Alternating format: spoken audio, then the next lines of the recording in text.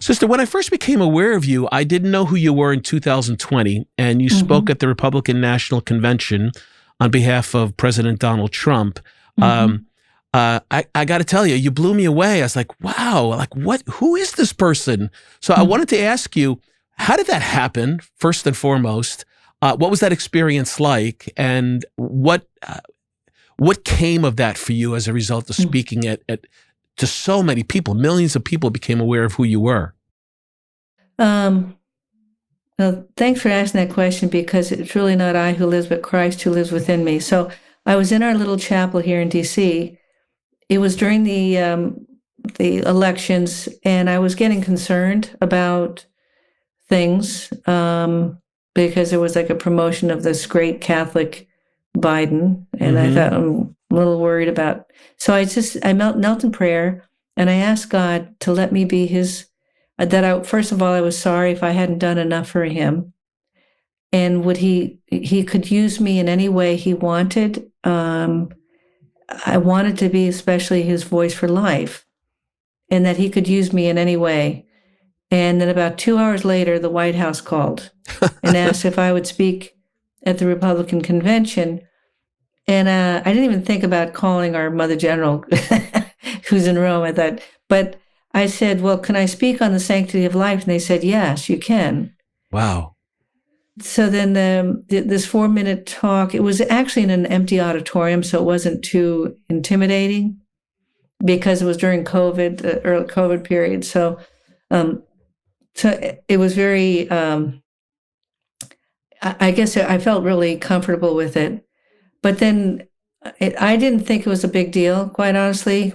And I actually watched it with my mom because I spent one day a week with her.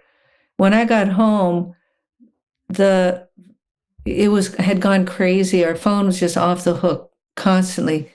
So much so that after 3 days, we had to take it off the hook. But it was 3 days of I hate you calls. Oh boy. From a lot of elderly people, a lot of elderly priests and religious who, and it was shocking. There were a smattering of a few nice calls. In fact, a few of the people I'm still good friends with today. But I was called, a prostitute, a Nazi supporter, blah, blah, blah.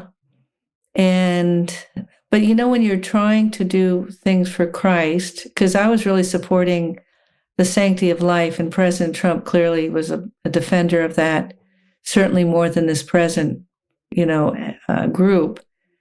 That was what I was really focused on.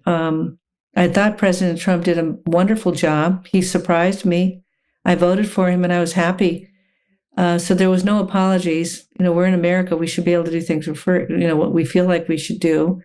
So I've been invited a lot. It's been very much a blessing to be able to, what my big mission right now is to share with everyone, to be able to be in the state of grace, because we are in a war right now with the devil, not only in the political world, but in the spiritual world, along with what's going on at the Vatican.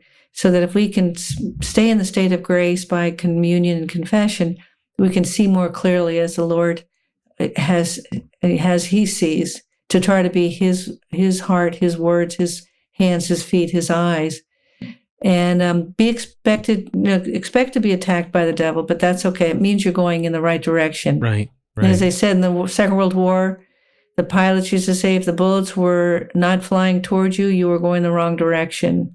So expect to be attacked, but God's with us. He's our rock of Gibraltar. He's why we are here, and our Blessed Mother. So there's nothing really to fear. Yeah. But losing Christ.